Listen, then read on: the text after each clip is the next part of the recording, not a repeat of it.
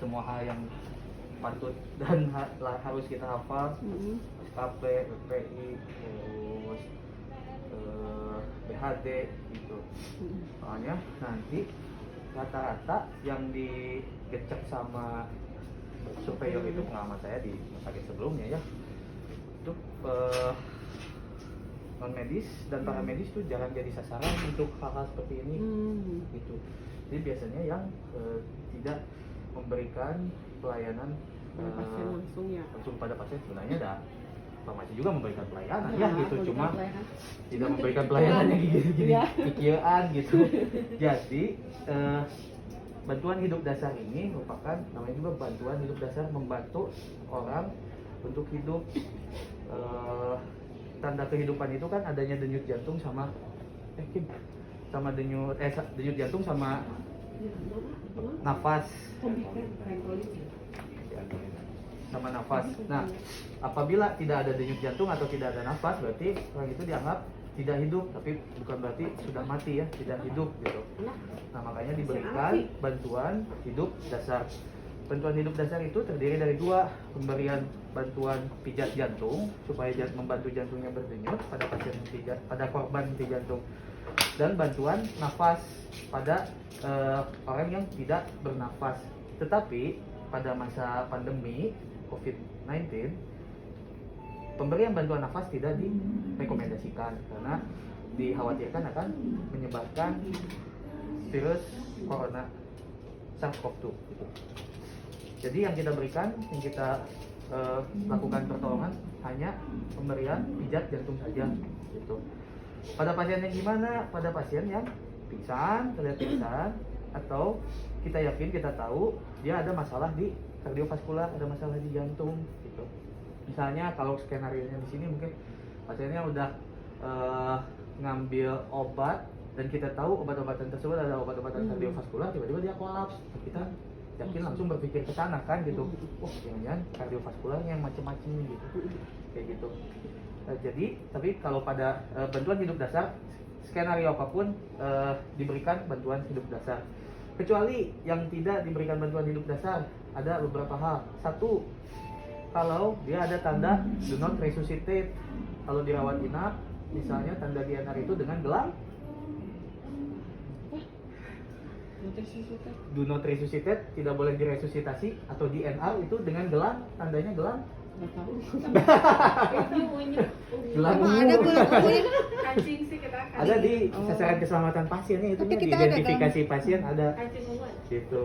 Nah, itu dengan gelang ungu atau kancing ungu gitu. Kancing ungu. Kalau dirawat inap gitu. Kalau- Kalau umum di Indonesia masih belum ya, tapi biasanya kalau di luar negeri ditato DNR atau ada kalung pengenal Iya. DNR do not resuscitate gitu. Tidak boleh diresusitasi, tidak boleh dihidupkan kembali. Nanya dulu kenapa tidak boleh diresusitasi? Keinginan sendiri. Sudah membuat pernyataan. Oh, Sudah ada legal standingnya. Dia tidak boleh diresusitasi. Atau yang kedua, beliau adalah donor organ. Kalau donor organ kan Ternyata boleh. enggak, donor organ emang enggak Oh, boleh. nggak boleh juga ya? Kalau donor organ itu tidak Oh, diresusitasi. biar nggak rusak betul. Gitu, tidak diresusitasi karena dikhawatirkan itu akan lebih merusak organ yang akan beliau donorkan gitu. Yang ketiga, pasien jatuh dari ketinggian gitu, trauma dari ketinggian. Kalau kita lihat jatuh amit-amitnya bapak-bapak Spiderman yang membersihin jendela gubrak jatuh, nah itu mah jangan diberikan pertolongan pijat jantung meskipun kita tahu tidak ada denyut nadi, tapi kita temani saja, minta pertolongan. Selanjutnya pada pasien yang kita yakin adanya jejas di daerah dada, jadi banyak luka, banyak jejas di daerah dada, walaupun kita tidak tahu mode of injury-nya, cara dia dapat jejas itu kayak gimana, tapi jangan, karena akan dikhawatirkan akan memperparah injury-nya atau jejasnya gitu. Jadi ada beberapa hal seperti itu ya gitu. Skenario nya tadi kalau dirawat inap, kalau pasien do not resuscitate pakai gelang atau kancing ungu itu tidak dianjurkan, tidak boleh, itu mah tidak boleh di resusitasi. Di lingkungan rumah sakit, siapa yang bertanggung jawab atas atas pertolongan yang kita berikan? Di lingkungan rumah sakit, pertolongan yang kita berikan ditanggung secara legalnya oleh ibu direktur gitu. Tapi kalau di luar, hal ini adalah suatu kemanusiaan, wajib kita berikan gitu. Isinya amit-amitnya sebenarnya jangan sampai kepake skillnya dimanapun gitu. Tapi kalau di rumah sakit jangan ragu apabila menemukan amit-amit menemukan korban, terus kita berikan karena kita sudah dibekali ilmu dan skill yang cukup untuk melakukan pertolongan pertama pada pasien henti jantung, pada korban henti jantung henti nafas gitu. Nah, apa aja yang harus dilakukan saat kita menemukan korban atau saat kita menyaksikan korban tiba-tiba jatuh?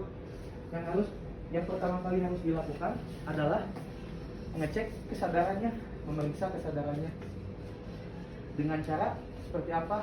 Kita samperin, kita pastikan dulu diri kita mampu sehat untuk melakukan pertolongan. Kedua, pasiennya aman. Misalnya kayak tadi kalau di lawang pantau ya diamankan dulu, kalau di dekat tangga ya diamankan dulu ke tempat datar yang agak lapang dan keras gitu. Ketiga, aman lingkungannya, aman pasien sama aman lingkungan, dipastikan tidak ada orang yang lewat atau kalau di pinggir jalan tidak di tengah jalan, kepinggirkan terlebih dahulu seperti itu. Bila kita mampu ya, yang paling penting kita mampu terlebih dahulu, kita yakin kita mampu. Setelah memastikan ketiga hal tersebut aman, kita periksa kesadarannya dengan cara menepuk pada kedua bahu korban dengan memanggil identitas gendernya. Kalau laki-laki bapak, kalau perempuan ibu, kalau kita kenal panggil namanya. Tuh. Kita sepakati dulu pasiennya laki-laki. Misal di depan pintu apa ini? Apotek. Di lobi aja pokoknya, depan pintu apotek, di lobi depan pintu apotek. Ada korban tergeletak laki-laki di lobi depan pintu apotek. Samperin, aman, samperin. Pak. Panggil seperti itu untuk mengecek kesadarannya. Harus keras ya. Harus keras. Pak. Gitu. Apabila dia tidak ada respon itu seperti apa? Pertama, respon terhadap suara itu pasiennya bakal membuka mata atau pasiennya akan menggerak atau ada gerakan. Apabila tidak ada ketiga hal tersebut, berarti anggap pasien tidak sadar. Pak, tidak ada respon, otomatis langsung angkat tangan. Nah, masalah memorinya seperti itu ya. Pak, tolong. Pak, ulangi lagi ya. Pak, tidak ada respon. Tolong. Ada korban tidak sadar di lobi lantai 1 depan pintu farmasi. Ulangi lagi ya. Pak, tidak ada respon. Tolong, ada pasien tidak korban, sorry. Tolong. Habis lari dari mana? Pak, tidak ada respon. Tolong, ada korban tidak sadar di lobi lantai 1 depan pintu farmasi. Kayak gitu. Terus minta tolong sebelum ada orang yang membalas permintaan tolong kita. Aman tadinya orangnya. Kita ulangi lagi. Jadi balas ya. Palu tidak pasti. Ini sudah ada yang balas ceritanya. Akan ada yang balas. Pak, tidak ada respon. Tolong, ada korban tidak sadar di lobi lantai 1 depan pintu farmasi. Ya siap. Setelah ada yang merespon permintaan tolong kita, langkah kedua, kita cek nadi. Mengecek nadi pada pembuluh darah besar yang paling gampang di daerah leher, yang paling terekspos. Dok, kalau nggak ada yang respon gimana? Terus minta tolong. Tolong gitu. Terus minta tolong. Jangan ke step berikutnya ya. Usahakan terus minta tolong. Jadi Kitanya jangan- nggak bisa jangan ngapain menolong nggak boleh. sendiri. Kita stay di sini aja Iya. dulu. Ya, jangan menolong sendiri. Harus ada Saksi. respon, harus ada teman untuk memberikan pertolongan. Maksain satunya pingsan, dulunya jadi korban. Ya. Yang satu siap itu nyamperin ke sini Yang gitu. satu nelfon kod nelfon kod Ya, dulu. kalau ya, nanti skenario Oke, gitu. oke. Kalau setelah kita minta tolong dan ada yang nyaut, kita cek nadi. Udah pada tahu mungkin ya, ngecek nadi karotis ya, nadi leher. Itu udah pada ketemu. Nadi Kalau leher, nggak coba ketemu diraba. angkat jari. Harus dapat, soalnya kalau punya sendiri nggak dapat nanti ke orang ke pasien. Yang paling gampang caranya kita nengok ke kanan. Kalau Semuanya tangan dominannya tangan kanan seperti saya, ikutin, tengok ke kanan, colok ke otot sternocleidomastoid ini namanya. Colok ke sini. Ketemu ya? Jadi dari trachea colok ke samping ke arah otot sternocleidomastoid ke dalam. Ada nadi karotis. Dari dapat ada ya? Bagus. Udah ada. Oke, gampang. Kalau udah raba, berarti bisa meraba di orang lain. Raba lah nadi karotisnya. Dengan metode yang sama kayak tadi. Raba. Selama berapa lama dok? Selama 6 sampai paling lambat 10 detik. Paling lambat. Setelah 10 detik jangan diam aja. Kalau tidak yakin ada, kalau tidak yakin ada nadi, kita segera lakukan kompresi jantung. Berarti kalau tidak ada nadi, dianggapnya tidak ada denyut jantung. Seperti itu. Berarti ada henti jantung, kita lakukan kompresi jantung. Kalau Atau pijat perempuan jantung. kumaha dibuka atuh. Enggak, ini mah buat itu aja buat Aslinya mah marking, jangan buat marking. dibuka. Aslinya jangan dibuka ya. Saya sorry nggak intro dulu. Ini Mau buat laki mau perempuan jangan dibuka. ini buat marking aja. Oh iya. Jadi nggak usah dibuka ya Pak. Nggak usah. Nggak usah. Nggak usah. Pakai dibuka. Ini buat marking aja. Cek tidak ada nadi, kita lakukan kompresi jantung. Pertama, posisikan terlebih dahulu diri kita biar lebih nyaman. Dekat dengan pasien, lebih baik secara leher artis di sebelah kanan pasien, tetapi mau di kiri mau di kanan menyesuaikan. Cuma lebih leher artis itu di sebelah kanan pasien. Buka lutut kita dalam posisi berdiri di atas lutut kita. Buka lutut selebar bahu, lututnya menempel sejajar dengan bahu, menempel ke tubuh pasien, ke tubuh korban. Lalu siapkan tangan kita, lalu kunci seperti ini. Mau tangan dominan di bawah, tangan dominan di atas, tidak jadi masalah, tergantung kenyamanan, tergantung dominan si otak. Bebas di mana saja. Prefernya yang mana silakan. Kunci seperti ini. Kunci sikut kita tidak boleh menekuk. Tidak boleh menekuk. Simpan telapak tangan kita, ball of hand kita pada garis tulang sternum, tulang dada, diraba silakan. Sumbu Y-nya tulang sternum, lalu sumbu X-nya garis antara intermamari, nipple puting. Ah, gitu. Ada garis puting. Simpan di sekitar itu. Seperti ini. Nanti kalau Lurus. perempuan lagi menurutnya. Tidak boleh menekuk sikutnya. Iya. Badan agak condong ke depan, lalu tekan menggunakan badan kita seperti ini. 1 kali hitungan itu adalah 1 kali tekan, 1 kali angkat. Berikan kesempatan buat dada pasien untuk mengembang penuh, kembali untuk recoil. Seperti itu. Hitungannya seperti ini. Satu hitungan. Kita berikan berapa kali dok? 100 kali sampai 120 kali per menit. Paling tidak 100 kali per menit. Diberikan selama 2 menit. Berturut-turut tanpa jeda, tanpa interupsi, tanpa gangguan. Sampai ya. tanpa gangguan. Tanpa gangguan. Tidak boleh Ya. ditanya. Napas boleh. Sudah nyaman seperti ini. Lakukan hitungan 100 kali sampai 120 kali per menit menggunakan lagu Baby Shark. Gampang mah Baby Shark atau cicak-cicak di dinding atau Bee Gees. Oh bisa. Yang stay lagi. 2, 3, 4. Nah, iramanya seperti ini ya. Ketukan Baby Shark. Lupa tuh tapi. Bisa. Gak apa-apa, ulang-ulang lagi aja. Tapi kita Sairnya nggak harus ngitung nggak? lengkap. Sampai ngitung nggak? Sambil gitu Sairnya nggak harus sampai lengkap, 200 diulang-ulang aja. yang apa Kita aja. ngitung. Di dalam hati ngitungnya seperti ini. 1, Sair 2, 3, Sair mah nggak perlu apanya, yang penting apanya itu 8, ketukannya 9, sama. 10, 2, 2, 3, 4, 5, 6, 7, 8, 9, 10, 3, 2, 3, Mendingan 4, bisa itu 5, dari 6, 7, udah 8, di apa ya? 9, Sudah 10, dikaji, sampai 10, kembali lagi ke 1, udah diteliti. sampai 200. Oh, cicak bisa. Kalau 200 Tapi dengan ulang-ulang kecepatan lagi. seperti tadi, berarti kurang lebih kita memberikan pijat jantung selama 2 menit berturut-turut tanpa jeda. Nah, tadi udah gitu kan, cicak di dinding tuh 15 detik satu lagu, berarti 8 kali cicak di 8 dinding. kali cicak di dinding. Sampai 8 kali cicak di dinding. Ya 6 kali boleh lah. Seperti ini. Kayaknya lebih pasan Baby Shark ya. Iya bener.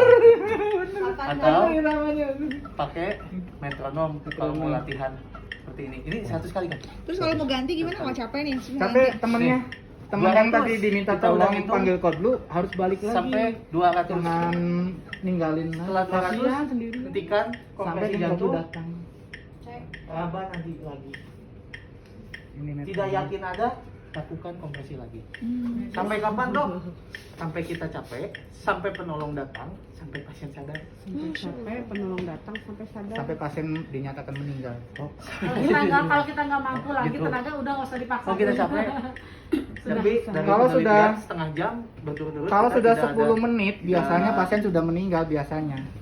5 kali cek nadi biasanya secara teori sih kalau 10 menit otak nggak dapat oksigen biasanya sih sudah meninggal nggak ketolong. Tapi mau tambahin lagi nggak apa-apa. Tadi kami Yakin. coba dari IGD ke lantai 4 kurang dari 1 menit, jadi tim kodlu pasti udah datang. Oh iya.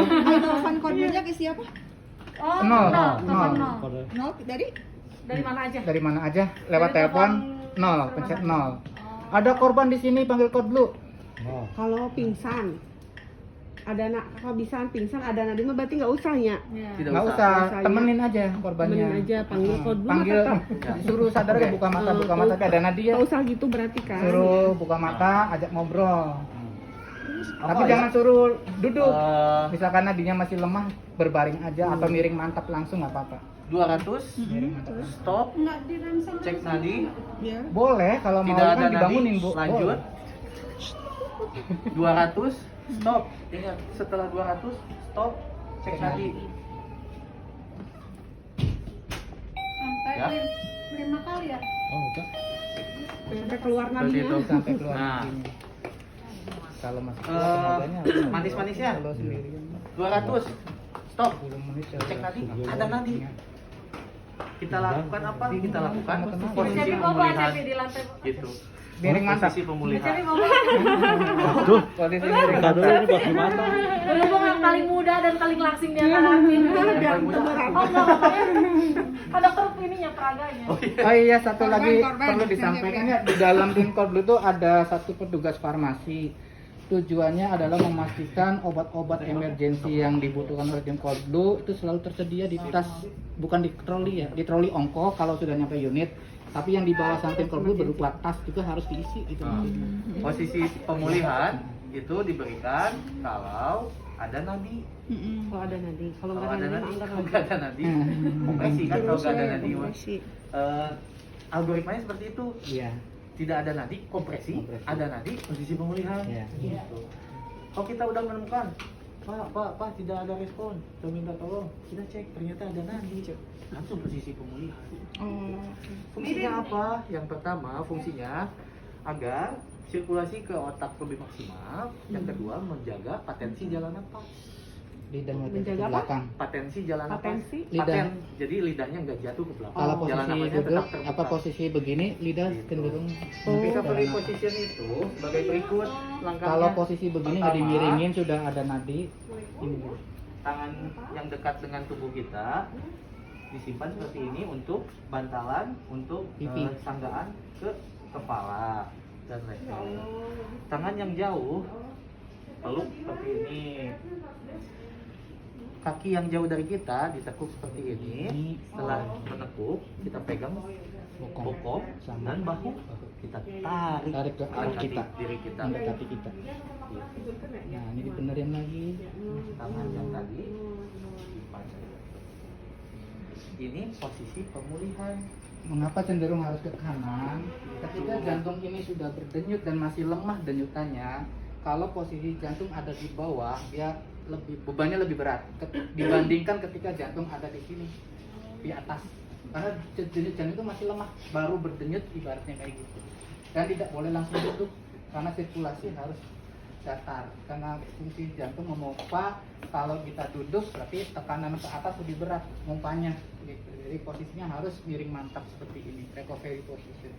Tapi situasional lagi, Iya, kembali lagi. situasional. Kalau memungkinkannya ke kiri, Mangga. apa ke kiri, seperti itu. Oh Efektifnya iya, seperti fungsinya ini. yang satu lagi untuk posisi recovery ini, apabila pasien ada gejala muntah, muntahannya tidak akan aspirasi. Ya. Selek. Nah, akan ke selak Oh. karena posisi begini Kak. Kalau posisi baring, Karena baru itu ada lanceng, bawa pada lanceng. Ininya enggak. Nah. Enggak jadi.